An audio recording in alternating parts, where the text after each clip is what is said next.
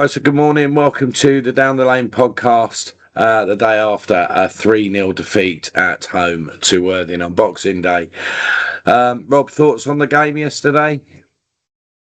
Well, as expected, it could have been a lot of goals. Unfortunately, Worthing took their chances and we didn't. Although, arguably, one we did take. It went over the line, is what a few are saying.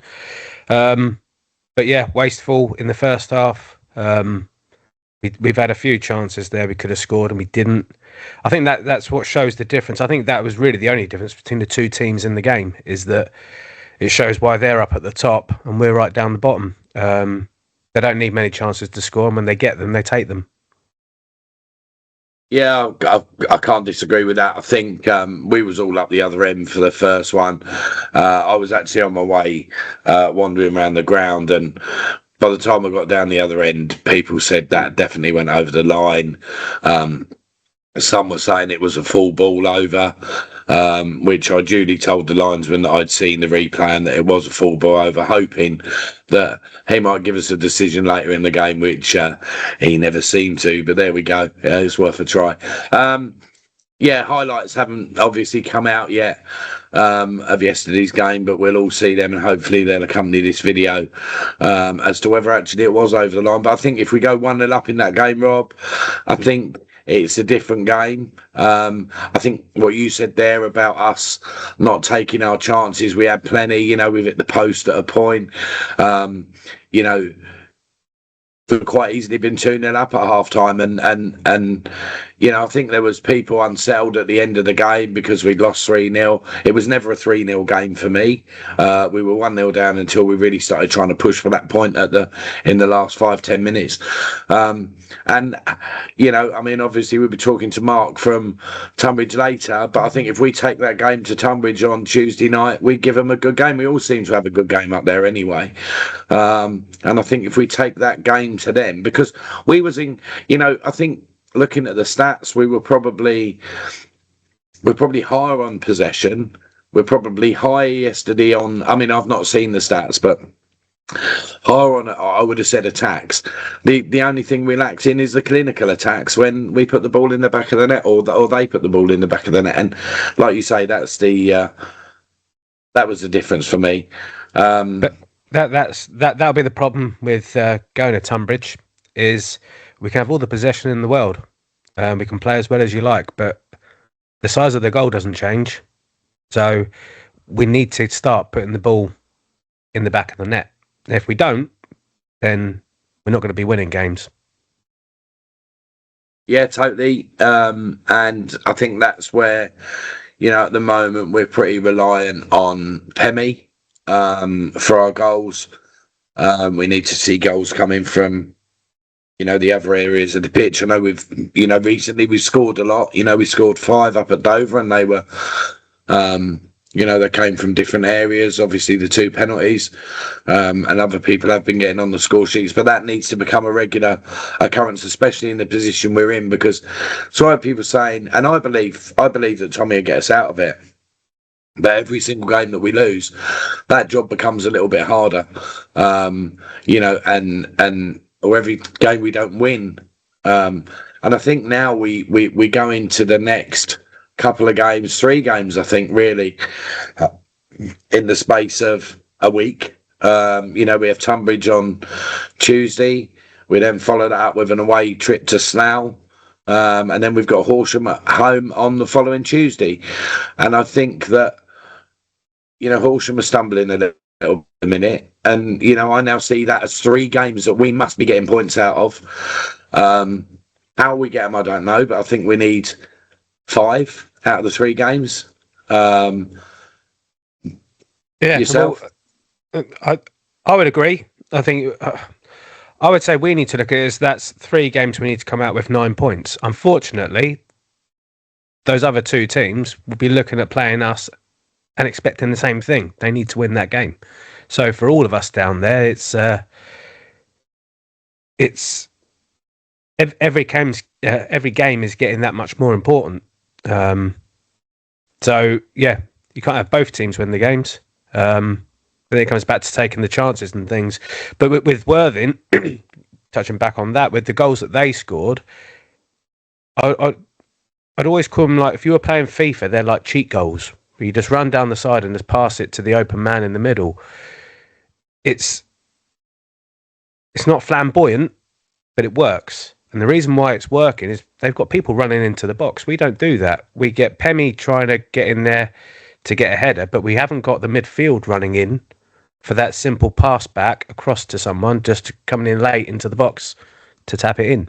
So that's where I think Worthing, they're very clinical in that sense. It's not about being flamboyant. They're up there because they just do the right things at the right times. And for us, it's like we're passing it around, and hoping that at some point we'll be able to score a wonder goal. Just get it in. Just do it the simple way. Agree, and that's kind of what Jacko said after the game when I caught up with him yesterday. Here's what he had to say. So, Jacko, 3-0. Obviously, you're going home delighted with 3 points. Yeah. Your take on the game? If I'm really honest, I didn't think we played very well, and also I thought the referee was very poor. Yeah, very poor. I think if you look at the stats, I reckon Eastbourne might have had more possession than we had, but we're clinical, 3 goals, and that's it. Yeah, and I think that was probably it for us. I mean, obviously, we'll be talking on the pod anyway, but we didn't really take our chances when we had them. No, you didn't, and I think we didn't play well, but I think it's a sign of a good team that you don't play well and still get 3 points, and we scored 3 goals. Yeah, and I think, personally, again, for me, I think 3-0 was probably over the top. I thought we were the better side in good periods of the game. Yeah, I agree with that. And I think if, there were people down this end, I mean, I was up the other end, but people down this end said that the one when Harry cleared it off the line, it was actually behind the line, it was actually in. We'll obviously see that on the highlights. Yeah, no, we're up. We're far too far away. But yeah, so 3 points onwards and upwards for you guys. Dorking Tuesday night. Dorking Tuesday night's going to be a difficult game, I reckon. Don't know what Dorking doing today, but it's it's take it game by game, like I said the other night, and just don't get carried away. We've still got a long way to go. Yeah, but it's I think, like I said, it's a sign of a good team. We can score when we're under pressure. Yeah, and we take the 3 points. Well, congratulations. And thank you, my friend. Merry Christmas. Merry Christmas. Happy New Year. Happy New Year, mate. And hopefully when we come to you, the roles will be reversed and we'll be the ones. We will see. We will see, mate. Looking forward to it. Cheers. So, yeah, as you can see, Rob Jacko was obviously full of the beans there, taking another 3 points back in a season that, let's say, it's Worthing's 4th season up there now. They're going to get back out of this league at some point. I think we quite enjoyed the song yesterday, telling them that they haven't they haven't completed the job in the last 3 years. But I think, it's only getting a matter of time. And they do look a very strong side. They've got players that should be playing higher, and I think that's the key as well. Is they've got ex-EFL players in there and ex-National League players that have dropped down, and that's where they are that little bit more clinical because they're that little bit more savvy, football savvy, and they've got that bit of experience. And I think that's sometimes where we're lacking. The players that Tommy's brought in have got that experience, and I just think that Tommy says it time and time again about we've heard comments like, I look behind me and I don't know how I can change it. He said about Worthing yesterday, they're bringing substitutes on and becoming stronger when we're not. And I think that's the thing now, that we need to be looking at adding them bodies. We know we've been short all season. We were told when Matt Gray was here that we were 4 or 5 players short. We've only really replaced since Tommy's come in. It's 1 in, 1 out. So that to me means we're still 4 or 5 short, right? And if we haven't been using that budget to pay them for the first 4 or 5 months of the season, then maybe we've got that little bit more in the budget, in the kitty, that we can actually spend on bringing them players in. So, yeah. But onwards and upwards, we move on to another localish game, or a local game for us in this league, Tonbridge on Tuesday. And now we welcome Mark Davison. Welcome, Mark. Hello, how are you doing? Fine. Yeah, all good here. Yesterday, 1-0 defeat at Ebbsfleet. Tell us about that. Well, I feel it was a game we were quite unlucky in, really. It was a nothingy game at all. Just one chance in a game that sort of got the win for Ebbsfleet. You can tell that Ebbsfleet have a full time because they were a lot more fitter than us, and they scored quite a late goal in the last sort of 10, 15 minutes. So yeah, but yeah, I think a win for Ebbsfleet was kind of fair. But you wouldn't have argued if we'd have got a point from that. I think any of the teams there in the bottom half of the division will have them stories. I mean, when we went to Ebbsfleet, we drew 2-2, and I actually didn't find them that. They were a physical side. You could tell they were full time, but obviously we were full time as well. And it was actually Matt Gray's when we went up there. It was Matt Gray's last game in charge, and we got a 2-2 draw. But yeah, I didn't see them as the Ebbsfleet that everyone thought they were going to be at the start of the season, storming the league. So obviously you're now, are you 16th in the league now, 15th, 16th? Yeah. You're 17th now? Yeah, 16th, but then because we were the early game, so. Yeah. Okay. And you'll run your next fixtures, you've got us at home, and then you're following that up with, is it Dorking at home and then Enfield away? Yeah, that's right, yeah. And then after that is Totton at home and Slough away. So barring Dorking, there's some fixtures we need to get points as much as you do. But yeah. Yeah, and I think that's the stage with any of us now. I mean, we're obviously looking up at how far away you are. But I know there's teams there that are looking down, looking down behind us. Rob? What I'd be interested to know is there any difference you're seeing in the way you guys are playing this season to last season? Anything shifted? Along with that, coming into this season, what were your hopes for the season? Were you looking more to press on, or was it going to be another season of consolidating? Well, it's been completely different because we had Jay Saunders last season, and we were always up and around near the playoffs. And unfortunately, in the game against you, where we had the guy sent off against 4 minutes, that was the massive turning point of last season. Well, I remember, I think if we'd have won that game, we'd have just been outside the playoffs, or a point behind with the game in hand. And we fell away massively and finished in 17th. And he left to get the Folkestone job. And Craig Nelson came in, start the season. He was the Lewis manager, which is probably a swear word on this channel, probably. But but anyway, yeah, he'd never been in the National League South before. He struggled quite a bit in this league. But his last 2 games in charge, we had 2 really good away wins at Salisbury and Worthing, and he was sacked after winning away at Worthing, which was probably a little bit harsh. But the first month of the season was absolutely shocking. We were first 7 games only 4 points, no wins. So if they'd done it after we lost home to Enfield, no one would have argued with that. But yeah, going into the season, because only 4 players stayed from the previous year, because everyone wanted full-time football, and we're still part-time, so we can't offer that. And then, yeah, so after Craig Nelson got the sack, Alan Dunn came in. It's been somewhat better, I have to say, but we've had a lot tougher fixtures, so it's a bit hard to compare to the previous manager. We've had 2 unbelievable away wins in the last few months. We won at Maidstone, who are our big local rivals, who we hadn't beaten for 11 years. And then won at Torquay the other week, and had good points against Dagenham and Maidenhead. So, look, it's been somewhat better, but there's still been the odd really bad result. We lost to Chippenham and 1-0.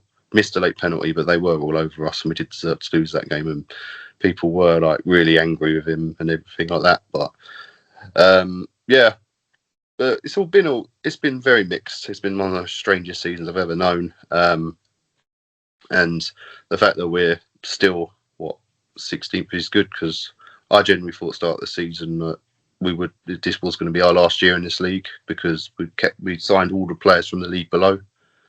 But Thankfully, it's not been as bad as I thought it'd be. Sitting 8 points above us at the moment. No one would that, yeah. Yeah, for us, we're cut adrift down there at the moment. I think, is it 4 points, Barry, we need just to even catch up at the moment? And I think it's around about that. Yeah. No, but certainly it's almost like the table went upside down this season. I think we can all agree it's Yeah. been a weird flip on everything. So in terms then on Tuesday, how are you guys shaped up? Have you got any injury worries that you know of? Anything like that? Well, the thing is, we there's been some players that have just gone missing the last few weeks. We don't know whether they've left the club yet. It's a bit strange, really. But yeah, I mean, Sean Shields went off injured yesterday, so that's a bit of a blow because he comes up with one of these unbelievable goals when you least expect it. Jordan Higgs being out has been quite a bit of a blow as well. But yeah, they're the two main ones, really. I think we are quite lucky at the moment in the fact that we're kind of full strength, although Pemi did take a knock yesterday and he did look to be struggling a little bit after it, and never seemed to completely be at 100% after that. So hoping he's okay. We won't have Freddie. Yeah. Sorry? We won't have Freddie. No, obviously Freddie got his 2 yellows down at Dover, which, I mean, Mark, we were talking about in the last pod, was absolutely ludicrous. He got the second one for kicking the ball away. He kicked it away 30 foot, but it was our free kick. And there was no point in him actually kicking that ball away. He just didn't hear the referee's whistle. We spoke to him after the game, and he said, look, there's no value to me kicking the ball away there. He said, if I'm going to time waste, I'll just take my time taking a free kick. He said, there's no value in it. But the referee was one of them referees that we seem to get in this league and decided that, it was a second yellow and off he went. And arguably, I think the first yellow was very soft as well. And I think Tommy said that in his interview. So Tuesday night, we'll see you Tuesday, Mark. Yeah, like I say, we're obviously three people here all hoping for a win. We normally have a good game against you. Yeah. So, yeah, we'll see you on Tuesday. One of us will catch up with you after the game on Tuesday. Yeah. We just do before we go, we do a prediction, which we're not very good at. So don't worry about getting it wrong because we get it wrong every week. Rob, what are you going to go for? Well, as always, I'm going to be hopeful. I will take a 3-1 win for the Borough. Okay. Mark, yourself? Well, the thing is, which might help you, we've only won one home game all season and only 5 in 2025. So you're probably thinking this is a perfect time to play us. Hopefully this time we won't have a red card after only 4 minutes because that just killed the game. But yeah, it's a massive game for us. Maybe it might be a bit early to call it a relegation 6-pointer, but I think it's a game we need to win, and I'm gonna say we'll just edge it 1-0. And I'm going to go for a 2-1 win for the Borough. I think it will be a tight game. I just hope that the full-time side of it and the fact that you're part-time and obviously over this Christmas period it's a bit hard for part-time players. Bit fitter and run out to victors. So like I say, one of us will catch up with you after the game on Tuesday. Look forward to seeing you on Tuesday. Yeah.